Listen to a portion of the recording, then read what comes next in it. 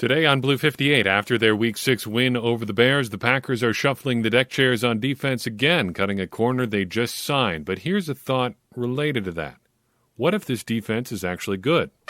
Blue 58! Hello and welcome to another episode of Blue 58, the one and only podcast of thepowersweep.com. I'm your host, John Meerdink. Very happy to be with you here for another episode. Bit of a surprising development on the Packers roster today. We're saying goodbye to Quinton Dunbar and hello to Aaron Adeoye. I hope I got his name right. Adeoye. They moved on pretty quickly from Quinton Dunbar. They must have really liked what they saw from Rasul Douglas. Bit of a surprise, I think. I think it's fair to call that a surprise, given the Packers' lack of depth at corner, given the just in general, prior to injuries, given the injuries to Jair Alexander and Kevin King, given that even when healthy, Kevin King hasn't been great. Why not keep another guy around who's been in, 60-plus NFL games and has played pretty decent football at times? That's for us to just wonder about, I guess, because I thought that would have been something they'd be interested in. But instead, we get to say goodbye to Quinton Dunbar. We never knew you in an actual game. And hello to Aaron Adeoye. So Adeoye. Going to say it as many times as it takes to continue to try to get it as right as we can. But big dude here, 6'6", 250-pound outside linebacker, edge rusher type. What else do we know about him? Well, in terms of his physical attributes, literally nothing else. He has no pro day and was not invited to the Combine way back in the spring of 2016, and you'll see why when I tell you his backstory. Adeoye played 4 years of college basketball at 4 different universities: Ball State, John A. Logan College, Western Kentucky, and Southeast Missouri State. After 4 years of playing on the hardwood, he switched over to football for his 5th year of college eligibility, and played 1 season for Southeast Missouri State and wasn't particularly outstanding, but is still evidently a pretty good athlete. Not a good enough athlete to make it straight to the NFL, though, because after his last season of college football, the 2015-2016 season, he ends up going undrafted in 2016 in the spring. Spent that fall out of football. But in 2017, he jumped back into the spotlight with the Salina Liberty of the Champions Indoor Football League in Salina, Kansas. If you don't know where that is, I'm not even going to bother telling you where because it really doesn't matter. Apologies to our many, many listeners in Salina. If you're from Salina or listening there now, give me a shout out. I have family in Kansas. Good place. Not exactly a bustling football metropolis, though. Your big question, though, what is the Champions Indoor Football League? From Wikipedia, they say the CIFL is a professional indoor American football league created in 2014 out of the merger between the Champions Professional Indoor Football League and the Lone Star Football League, plus 1 team from the Indoor Football League and 2 expansion teams. Players are paid between $75 and $300 per game before taxes with no other benefits. So this is the fringes of professional football. Pretty far out on the fringe, although head coach Matt LaFleur would say, well, maybe not quite that far out on the fringe. Why would he say that? Well, the Omaha Beef are in the Champions Indoor Football League, and that's where Matt LaFleur spent a little bit of time playing professional college football after his college career. The Salina Liberty play their home games in the Tony's Pizza Event Center, a 7,500-seat arena in Salina, Kansas. That's all you needed to know about the Champions Indoor Football League. Anyway, Adeoye goes on to play 2018 in the Spring League, and I say 2018 in some heavy air quotes there because the Spring League is, or was, I don't know if it's still around, I haven't checked lately, though it is the sort of thing that I follow from time to time, but he played in the Spring League. This is a startup spring football league that plays scrimmages, basically, of guys that are fringe NFL players, former NFL players, basically just trying to get them some film so guys can be like this fella and end up back in the NFL or in the NFL at some point. In 2019, Adeoye played for the Birmingham Iron in the Alliance of American Football, a startup league as well, that folded before its inaugural season even finished. From there, he jumped to the Baltimore Ravens practice squad in 2019, came back in 2020 and played 1 game for the Ravens, logging 8 snaps on defense, 8 snaps on special teams. But that was it for him. Back to the practice squad he went and never played another NFL game because he was released over the summer by the Ravens, had a brief stint with the New York Jets, and I do mean brief, 8 days, August 23rd through August 31st. And now he lands in Green Bay. So what's his deal? Honestly, who knows? He's got some size, and he was a good enough athlete to play college basketball at 4 different schools. I'm guessing the athleticism isn't going to be the issue here. I'm guessing knowing how to play edge rusher in the NFL is going to be the issue. But big athletic guy, you got some pieces to work with there. But I'm wondering, transitioning into subject number 2 here, is the defense actually good anyway? We've seen 6 games now, and outside of an absolute meltdown in week 1 that was not helped, I should add, in any way by the offense, the defense has been pretty solid. Now, understanding that a lot of defensive performance is a function of who you're playing at opposing quarterback, who the guy throwing the ball against you is going to be, the Packers, still adjusting for that, have played pretty well. And we should just run down the quarterbacks the Packers have played. They open with Jameis Winston. They get Jared Goff. They get a combination of Jimmy Garoppolo and Trey Lance. They get the corpse of Ben Roethlisberger. They get Joe Burrow, who played pretty well, but still made some bad mistakes. And then they play Justin Fields. Now, I wouldn't say so far, outside of Jameis Winston having the day of his life, the Packers have really gotten a good quarterback performance from anybody they've played against. And that's part of the reason that I think the defense looks pretty good. But, still, the Packers have played pretty well on defense. The outcomes have been good. They've held opposing teams to 22 points or less, or fewer, in 4 of 6 games so far. They've gotten some really good individual performances. The secondary, the state of the secondary, hasn't been a huge factor so far. Kenny Clark is playing as well as we've ever seen him, and part of that, I think, is because he's playing more time on the end of the line than we've ever seen from him before, not lining up exclusively as a nose tackle so much anymore. Dean Lowry is playing well. Devondre Campbell is playing well, perhaps the best season of his career. That is not inconsiderable. And yes, sure, the Packers have not played exactly stud offenses so far, but still, it's hard to complain about the results. I don't feel like when the Packers are having breakdowns on defense, it's a result of them just either not knowing what's coming or not deploying tactics that make sense. I think, honestly, when they get beat on defense, it's just that they're getting beat. And in 2021, you're going to get beat. That's how the game is set up. Defenses are set up here to get beat by offenses. That's just the way it is. Offenses have every advantage. Rules are slanted to help the offense. The penalties are slanted to hurt the defense more than the offense.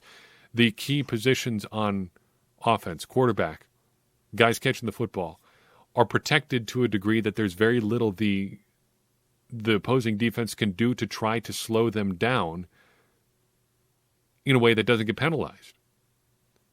And yet, in those circumstances, the Packers have held their opponents to, outside of week 1, 17, 28, 17, 22, and 14 points. 3 games in the teens, folks. That's not too bad. I mean, compare that to Mike Pettine's last go-round with the Packers. They did hold players or hold teams in the teens fairly regularly too, but how confident did you really feel in those performances? I realize confidence isn't super high on the defense right now, but it seems like it's headed in the right direction. And kind of building on what we've said before about the Packers getting pieces back and improving as they get healthier, it's possible the Packers are not yet playing their best football on defense either. I still don't know what to make of the defense. But we still got to point out when things are going well. And things have been going pretty well lately. We're going to get a real look at how things shake out over the month of November, really. You got the Chiefs in early November, the Seahawks, who could have Russell Wilson back by then, the Vikings, who are at least competent, if not spectacular, at quarterback, and the Rams, who have Matt Stafford playing some reinvigorated football. We'll figure it out then. For now, things are looking pretty good. Got a few questions that I wanted to share with you from listeners and readers to close out today's episode. Kind of a grab bag of topics here, but 3 questions from listeners, and then we'll call it good on today's episode. First question from Ray Say Pay Bay in the Power Sweep Discord, which you should join by becoming a patron. Patreon.com/thepowersweep gets you access to the Discord server as well as a couple other things as well. It's a good time. Fun to hang out. Fun to talk Packers with people from all around the world. He asked, what do you think about letting the score dictate your play style? Do you think there's any flaws in the reasoning to let the score dictate your play style? Specifically speaking to the idea of abandoning the run when you fall down multiple scores. Just curious as to your thoughts on this topic. So I think the Packers have historically been pretty guilty of this, so I can see why you'd want an answer on this. I can see why you'd be wondering what the thinking is there. So I'm going to give you a classic John answer here. It depends. A more specific answer is sometimes you have to. Sometimes you just have to abandon your play style. You're not going to run your way back into a game if you're down 25 points. Think back to, say, the 2016 NFC Championship game. Packers are playing the Falcons in Atlanta and just getting worked up one side of the field and down the other. The Packers needed to try to win a shootout in that game, and they were not equipped to do so on offense or defense, but what wasn't going to get them back into that game was running the ball. They were not going to effectively run the ball and get back into that game. But if you've got a solid defense, if you've got an offense that you're confident in that can win multiple ways, I think overall I am against saying, oh, shoot, we're behind, we got to throw now. We've seen a perfect example of this season already. Packers 49ers on Sunday Night Football. 49ers go down 17 points, and normally that's a situation you'd say, well, hold on, we're down big. Jimmy, here's the ball, throws back into the game. But did they change their approach? Not really. Now, the first scoring drive was a bunch of passing because they got the ball back with a minute to go before halftime. But the next drive, they're back to balance. 7 passes, 6 runs. The next scoring drive, 7 passes, 3 runs. So not quite as balanced, but generally speaking, the 49ers just kept playing their standard offense. They didn't let the Packers take them out of what they wanted to do. And that, I think, is really the thrust of what I'm getting at here. You don't want your opponent to dictate the terms to you. You always, until it's absolutely inconceivable, want to be playing the game on your own terms. Because as soon as you let the other team dictate what you're going to do in the game, either by getting way ahead or by just shutting down one thing so specifically that you just stop doing it, I think you take yourself out of the game if you let them do that. Sure, there are going to be situations where one thing is just working so well you got to do that, or one thing is working so poorly you can't do it, or you just get too far behind that you can't justify staying as balanced as you can or trying different things. You just got to do the one thing and try to hope for the best. But generally speaking, I think you want to have all of your options out there and available.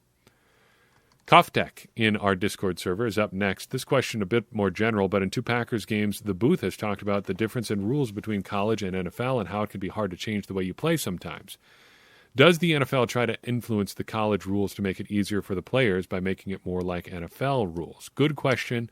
I can see why you'd be thinking that. A couple situations where that's come up have related to, I can think of 2 examples in particular. Well, I guess we should just restrict it to one here,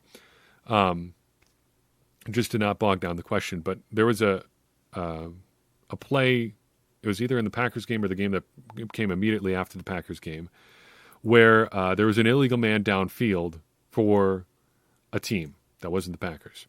This is a really specific example, as you can tell. It was a run-pass option, and the quarterback had held the ball on the run option too long, waiting to see if the defense was going to commit to the run. And in the course of doing that, an offensive lineman got way downfield, and as soon as the quarterback pulled the ball and threw it, it was an immediate flag for an ineligible man downfield. Because the rule in the NFL, I think, is that you can only be a yard downfield as you're run blocking before you become ineligible to be downfield. You can't be confusing the defense by just having everybody run down the field and be blocking when the ball's in the air and things like that. That's not the same at the college level. The NFL doesn't care, though, what college is doing. The NFL is concerned about the NFL, and they're concerned about running a game that they think makes the most sense. And there are practical reasons that they are not super concerned with with how college football's rules operate. Because think how many more moving parts there are in college football that you've got to sort out for competitive balance than there are in the NFL. There are literally hundreds of top-end college football programs. You would say Division I or, football bowl subdivision, whatever you want to call it, championship subdivision. I don't know. You know what I'm saying. The top end of college football, even at that level, there are hundreds of teams, all with an interest in trying to make the game as safe as possible. Now, when the NFL, or as safe and fair as possible, I should say, that's really the concern here, trying to make things fair, trying to have consistent rules enforced the same way across the board. If they want to make a change at that level, you've got to do it through the NCAA, and you've got to get all of those stakeholders on board. In the NFL, all you got to do is convince 32 teams, or even a majority of those 32 teams, that something is a good idea. The NFL is and the NFL can't even get all those 32 teams on board in those situations more often than not to make common sense fixes about like challenges and overtime and how things are officiated and carried out on the field. The NFL struggles to make decisions like that. I don't think they could really be bothered to try to sort things out at the NFL level. I think what the NFL hopes for most is that their style of play sort of filters down to the college level, but I think they're kind of out of luck there too, because more often than not, I think the opposite ends up happening. Things end up filtering up to the NFL level because, again, the competitive questions that college teams have to answer are so much different than what the NFL has. The NFL has a lot more. Well, the NFL has a big benefit in scarcity. There are so few NFL teams and so few roster spots, they can be a lot more picky about the players that they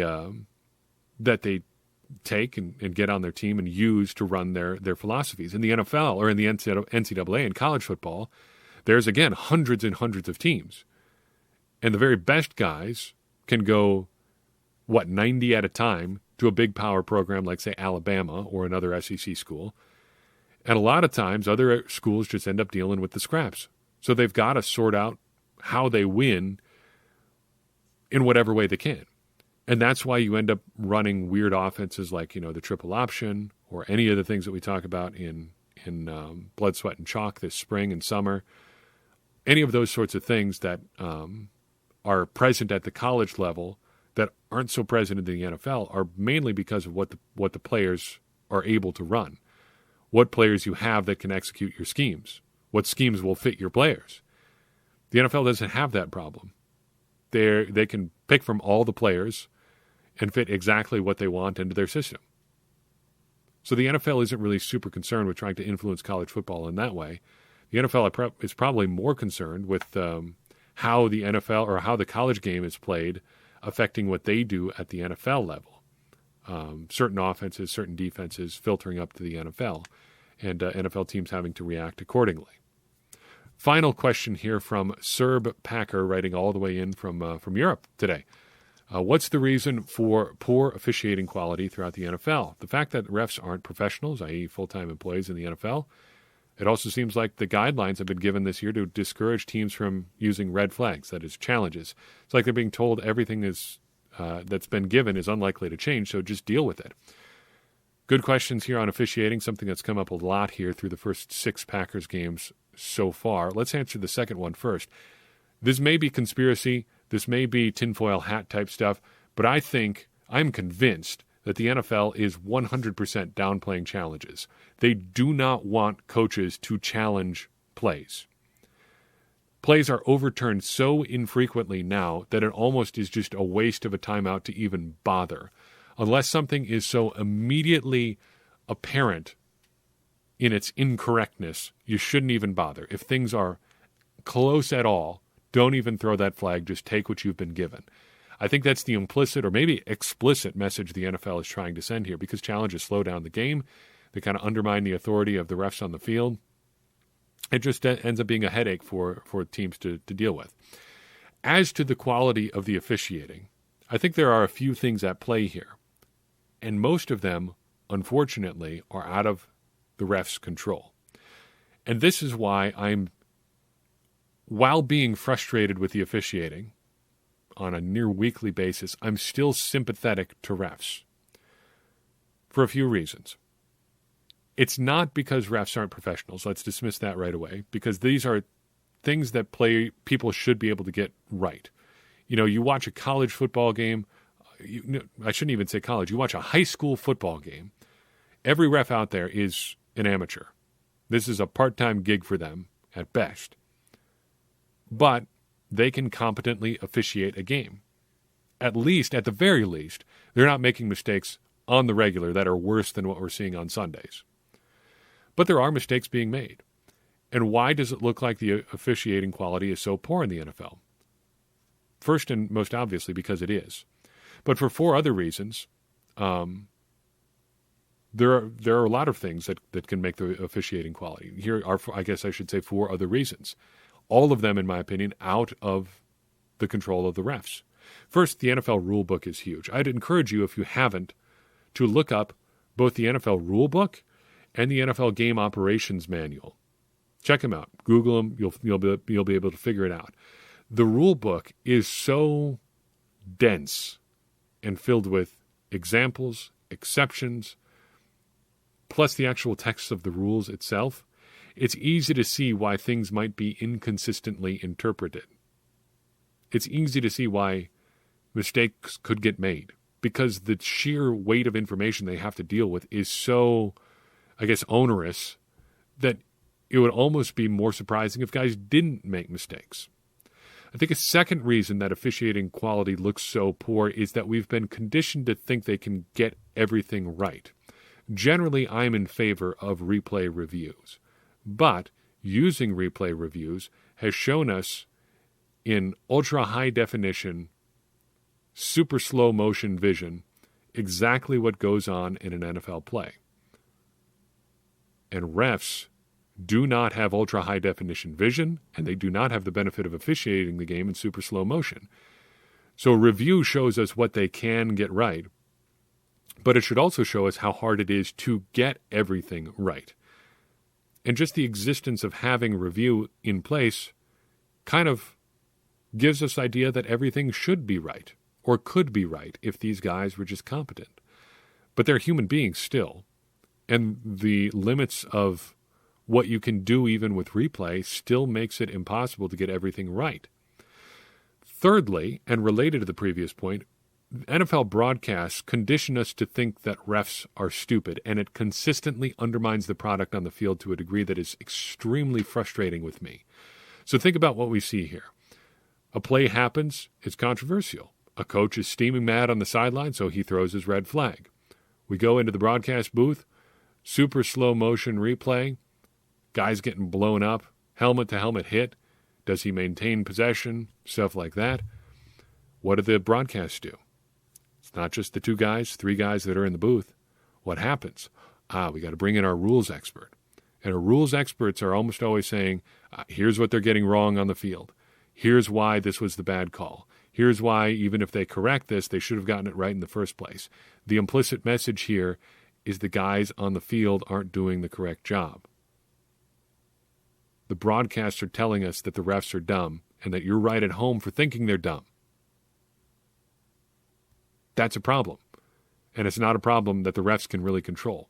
Finally, as we kind of talked about with the second point here, it's really hard to be a ref.